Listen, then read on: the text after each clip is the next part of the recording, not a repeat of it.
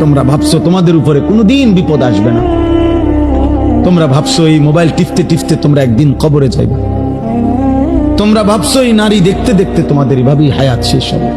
কে তোমাদের বাবা, কে তোমাদের মা, কে তোমাদের আল্লাহ, কে তোমাদের নবী, কে তোমাদের ধর্ম, কি তোমাদের কিতাব, কিছুই জানো না। চেহারা সুরত দেখলে বোঝা যায় বাপ দাদা বংশ ধর্ম আল্লাহ নবী কারোর সাথে কোনো সম্পর্ক নেই। চুল চেহারা লেবাস পোশাক জামা গেঞ্জি শার্ট চলাফেরা পেশাব পায়খানা দেখলে হাঁটা চলা দেখলে সারাদিনের আড্ডাবাজি দেখলে আহারে 365 দিনে কোনোদিন মসজিদে আসলা না, কোনোদিন ফজরের নামাজ পড়লা না। মুসলমান এমন হয়? তোমার বাবা দাদা এমন ছিল? তোমার পূর্বপুরুষ এমন ছিল? বাপ একজন মুসলমান 365 দিনে কোনোদিন ফজরের নামাজ পড়বে না?